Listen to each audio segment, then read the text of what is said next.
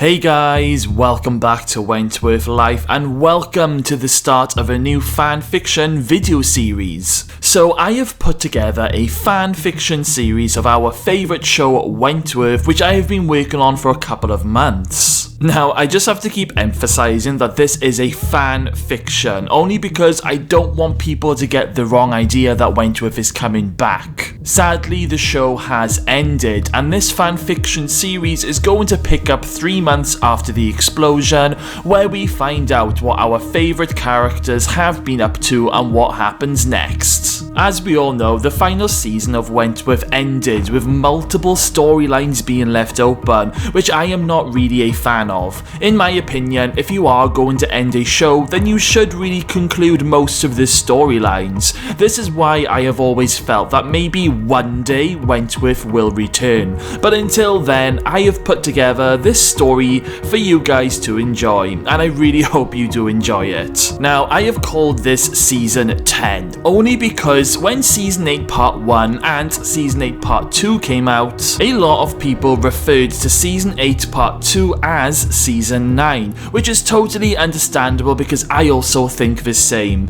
So in order to avoid any confusion, this is why I have called the next season Season 10. As we all know, Wentworth is a brutal show which doesn't shy away from shocking and disturbing storylines. And this fanfiction series is going to be no different. There may be storylines or scenes that I am going to delve into that could be triggering for some of you. So I just wanted to put a little bit of a warning out there because I am going to be staying true to the original Wentworth, and this series will be brutal and shocking. This is just my own fanfiction version of Wentworth Season 10. This isn't what is going to happen if Wentworth ever was to return. This is a totally made up fanfiction story that I have put together, so please don't take this story as gospel. Okay guys, well I think I've covered everything. Just before we start with episode 1, I just wanted to point out that if you stick around until the end of the video, in all of these videos in this series, there will be end credits rolling, and towards the end of the end credits, it will tell you what the next episode title will be, which I think will get you excited. Okay guys, well I hope you really do enjoy this new video series. Don't forget to let me know what you think in the comments box below. Grab yourselves a cuppa, get yourselves comfy, and welcome back to Teal Tuesdays.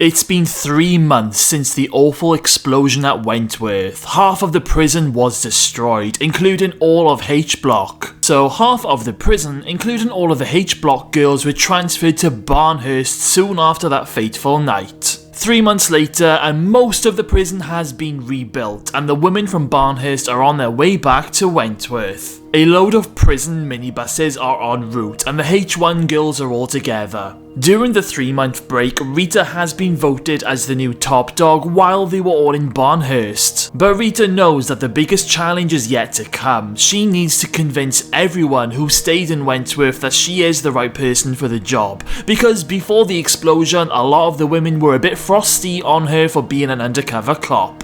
Rita and Ruby are chatting in the back of the bus. Ruby tells Rita that she has to do whatever it takes to get the rest of the women on side when they get back to Wentworth. Now that evil detective Jonesy has been arrested and sent to a men's prison on remand, after Rita was able to give her solicitor that recording on Lou Kelly's mobile phone. So things are looking up for both Rita and Ruby, and there is now the possibility that Ruby will be able to get her original parole as planned. Rita still has the murder of Drago ahead of her, to which her solicitor has told her to plead guilty to manslaughter for a lighter sentence. So Rita is still looking at a hefty stretch in Wentworth, but at least it's not looking like she's going to be stuck in there for life. Rita has made Ruby promise her that she will keep her nose clean and concentrate on her parole. Meanwhile, Ruby has forced Rita to promise her that she will look after the women and her friends, which is why Rita has agreed to become the new top dog.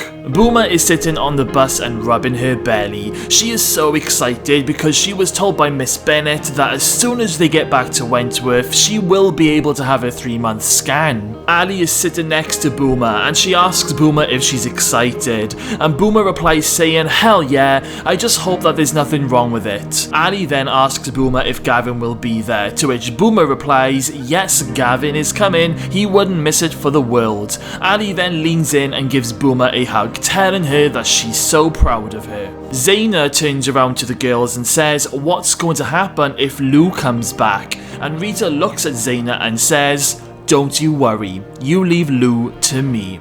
We then cut into Wentworth, where Will is still the governor and Vera is now the new general manager and couldn't be happier. Vera is with Will in his office and tells him that between the both of them, they can now make Wentworth a better place. There's then a knock on the door and in walks the minister.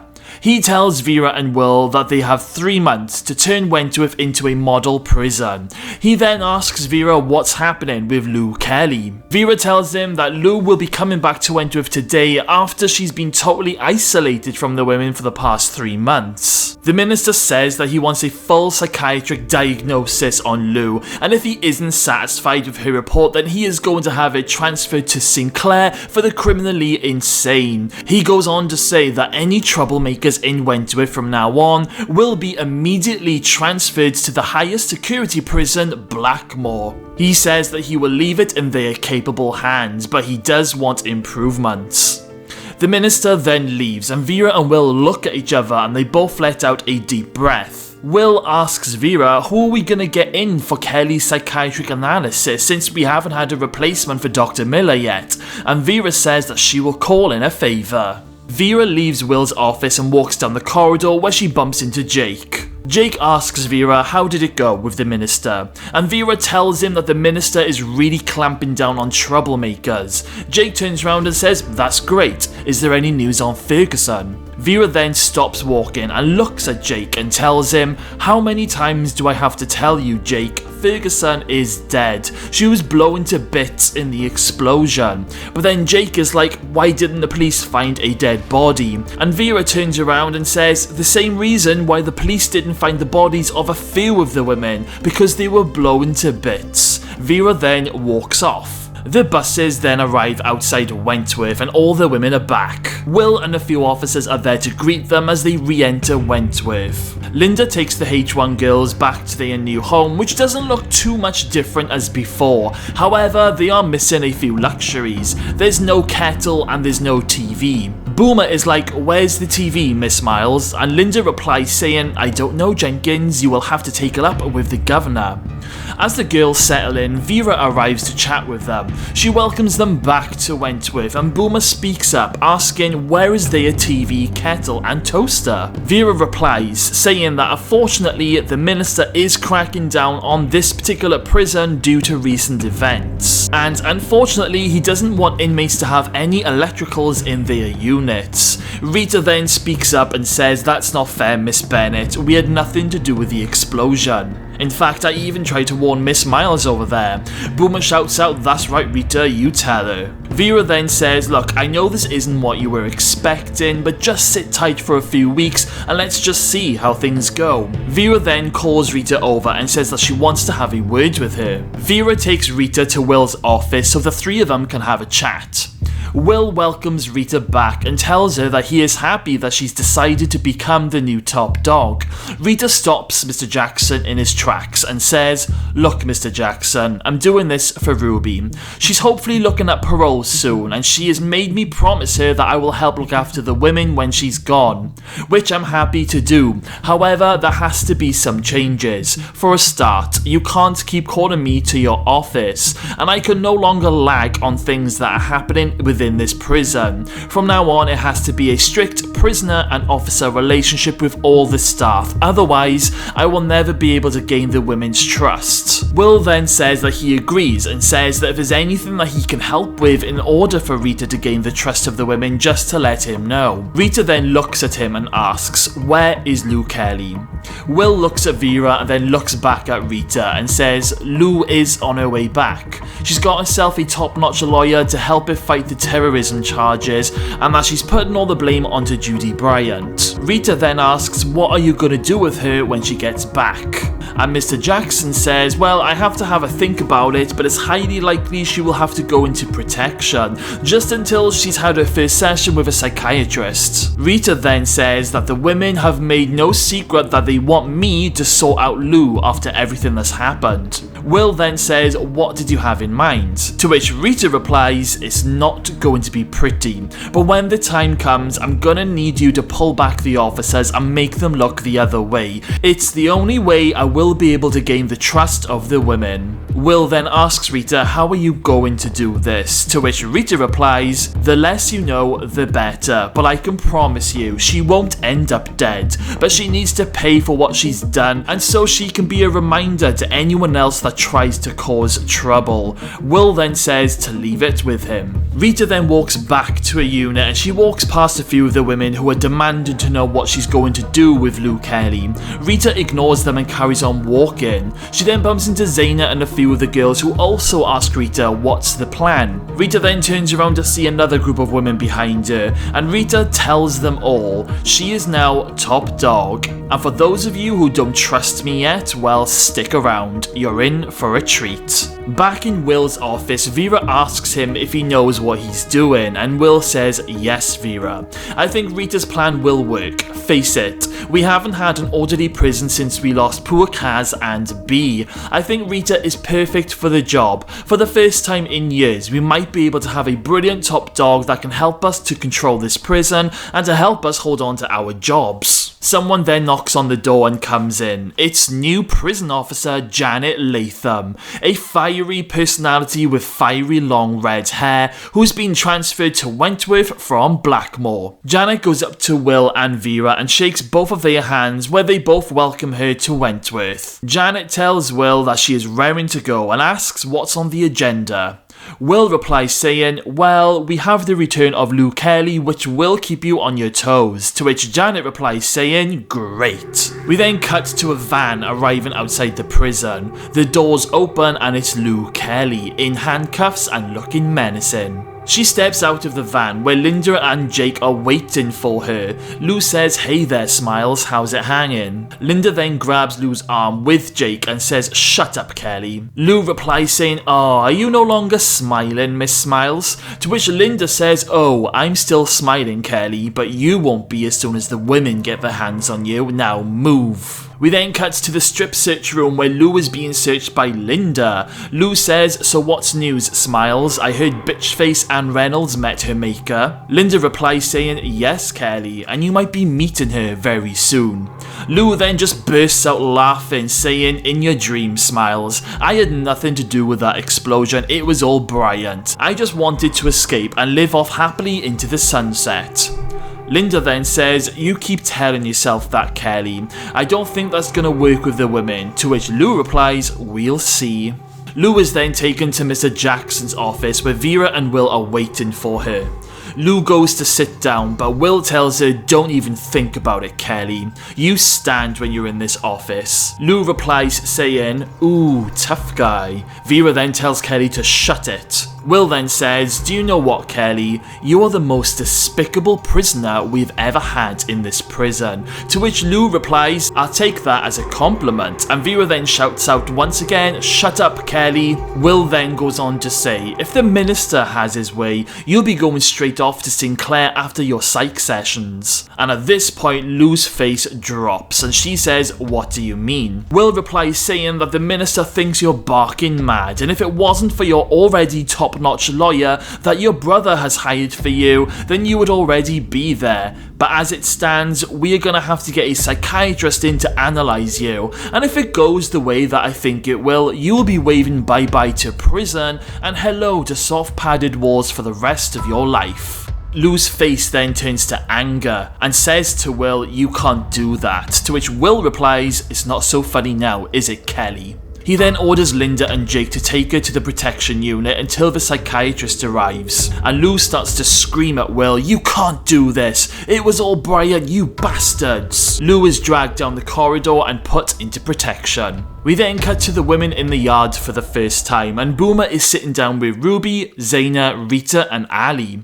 Ruby and Zaina are kissing and all loved up, and Rita is watching the women around the yard where she can sense that there are whispers going on. Boomer then looks at Rita and says, "They are all wondering what you're going to do with Lou when she comes back." Rita then stands up and calls all the women over for an announcement. Rita tells them that she can hear the whispers, but assures all the women that she is now the top dog and that she is going to look after them. And when Lou Kelly comes back, she is going to teach her a lesson that she will never forget. Some of the women then shout out, "Why don't you just kill her?" To which Rita replies saying, "That's way too easy. She killed some of your friends, some of you lost your limbs. I want Lou Kelly to suffer a punishment that's true to the crime, and so she can spend the rest of her life remembering what she did. Sit tight girls, you won't be disappointed." New Officer Janet goes to Lou in the protection block where she comes to pick up Lou Kelly's food tray. Janet starts off by saying, "So, you're the famous Lou Kelly." Lou looks up at Janet and says, "You're new, what do I call you?" Janet points out her badge and says, "Can't you read? It says Janet Latham." Lou then says, Latham, that name rings a bell. Are you sure you ain't done time on this side of the bars before?" To which Janet replies, "Don't be stupid, Kelly, just give me the tray." Lou then says, "Well, it wouldn't surprise me, seeing as the women now have a top dog that used to be a cop." Janet says that she wouldn't know anything about it. Lou then says, "So what's your story, Miss Latham? Everyone has a story." Janet just looks at Lou with a slight pause, and Lou then says, "Come on, tell me." Janet then grabs the tray and leaves. Jake goes to see Boomer to tell her that her baby scan will be tomorrow at 11 AM at St. Martin's Hospital. Boomer then asks if Gavin knows the time, and Jake replies saying yes he does. Miss Bennett telephones him personally, so don't worry Jenkins, he will be there. Vera has finished her shift and she's on the outside and she's picking Grace up from baby care, where Grace is happy and healthy. The woman in charge of the daycare is called Denise Tyler, and she tells Vera how well behaved Grace has been and how well she interacts with the other children. Vera is so happy and thanks Denise for looking after baby Grace. Denise replies by saying anytime, it's not a problem, and Vera walks back to her car with baby Grace, and Denise's face goes from happy to menacing in a really creepy way. What's the deal with Denise Tyler? Back at Wentworth, and Ali has a visitor from a very old friend called Sandy Edwards, who's just been released from Blackmore after an 8-year stretch. As soon as Sandy sees Ali, she's like, "What on earth has happened to you? Why are you in a wheelchair?"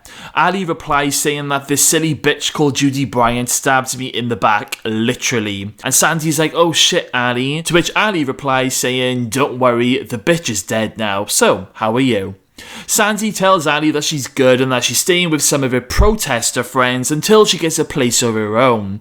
So Ali says, "Oh, you're still into all of your protests then, some things never change." Sandy replies, "Hell yeah, you know me, I don't mess around." So Ali tells her, "That's true, but don't go getting into trouble again, you've only just come out. And from what I hear about Blackmore, it's not the sort of place you ever want to go back to." Sandy replies saying, "You ain't wrong, I was lucky to get out of that place alive. The whole place is corrupt, and there's this mean bastard called Ernest Craven running the hellhole." Ali replies saying, "Well, at least you're out now, and it's so good to see you. Just make sure you keep visiting me." Janet Latham goes to see Lou in protection with a message, telling her that her first psych appointment will be tomorrow at 9:30 AM. Lou replies saying it's a waste of time, to which Janet replies, "Oh, I dunno. I bet underneath all of that hard exterior there's a little lost girl who's just itching to be saved." And as Janet says this, she starts to itch her vagina through her clothes, which immediately catches Lou's eye. There's a moment of silence and Janet then says, "I'll see you later, Kelly," before walking off. We then cut to the following morning and Linda is sitting in her car in the car park. She's looking at herself in the mirror and then she grabs something out of her bag, a hip flask, where she takes a big swig, before putting the hip flask back into her bag and goes into the prison for her shift. Miss Miles has developed a problem with alcohol. Janet, Latham and Vera arrive at the protection unit where they both come to grab Lou Kelly and they take her to the psych's office, and as soon as the psych's door opens, it's Bridget Westfall, ready to start Lou's session. We cut to the shower block where Rita has just finished having a shower and she puts on a dressing gown where she finds a note in her pocket. It's from Mr. Jackson telling Rita that Lou will be coming back into general after her psych session in about an hour, and the item that she also requested is hidden in the laundry. Rita storms back to her unit where Boomer is about to leave for the hospital. Rita and the girls wish Boomer luck while Jake takes Boomer out of the unit. Rita then looks at the girls and tells them that Lou will be back with them today and to be ready. Back in Bridget's office, and Bridget is asking Lou why did she blow up the prison. Lou laughs out loud and tells Bridget that it wasn't her, it was that crazy bitch Judy Bryant. Sure, I knew there was going to be a bomb, but Judy assured me it was only small and it was supposed to go off at the outer fence so we could escape into no man's land. I had no idea what the bitch had planned, I was in seg for fuck's sake. Bridget then asks Lou how does she feel about the huge loss of life, to which Lou replies saying, look,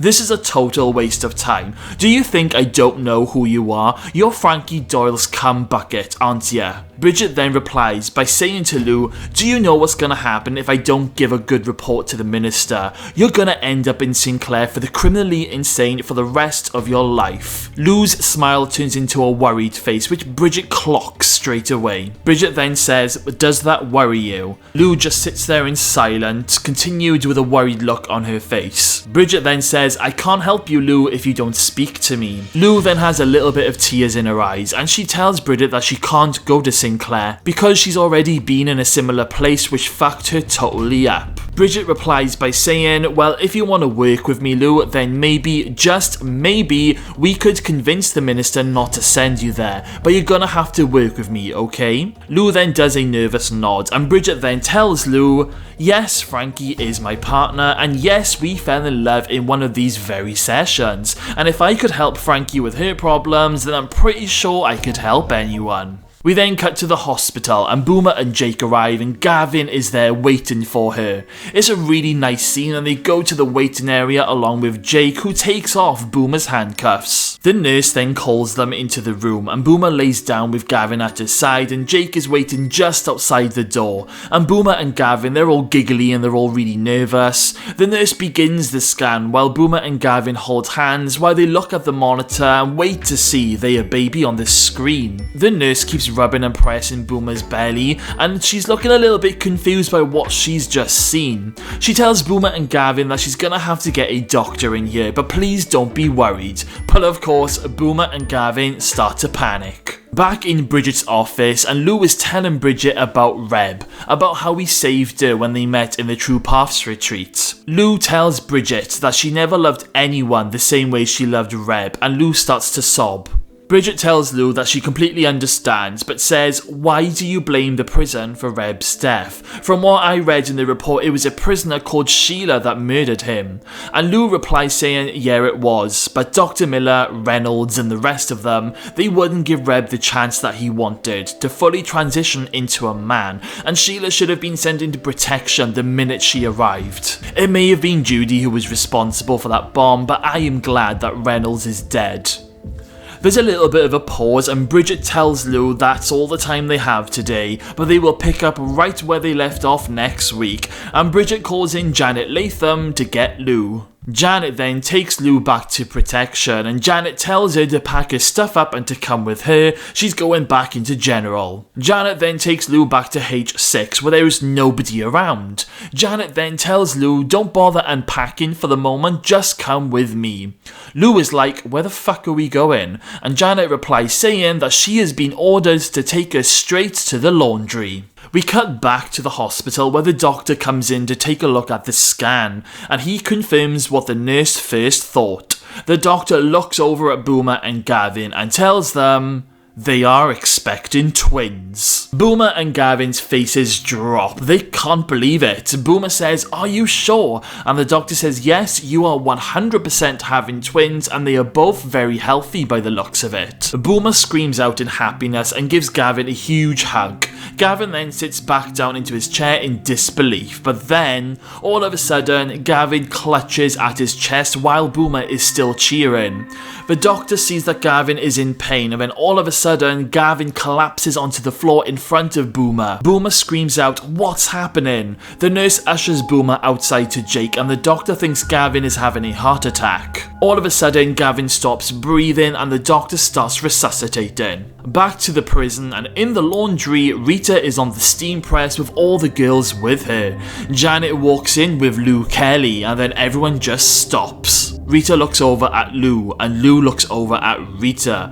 Janet then leaves the laundry and locks the laundry door behind her. Rita steps down off the press and tells Lou to come here.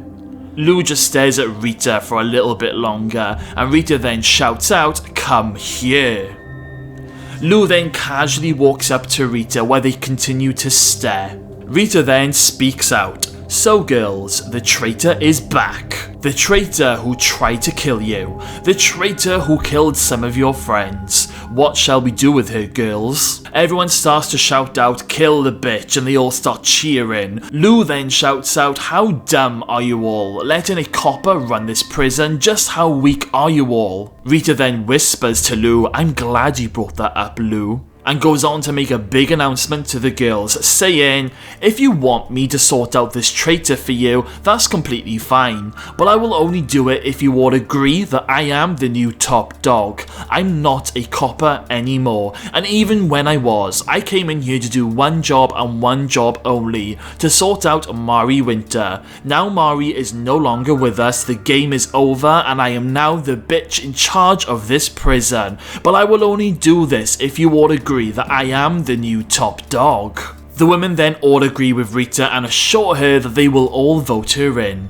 Rita then walks right up to Lou in her face and says, "So Lou, have you got any last words?" Lou then says, "Suck my," and then smack. Rita headbutts Lou to the floor. Rita then gets Zaina and some of the girls to drag Lou over to the steam press, while Ali, Ruby and some of the other girls cheer on. Lou's hand is placed under the steam press.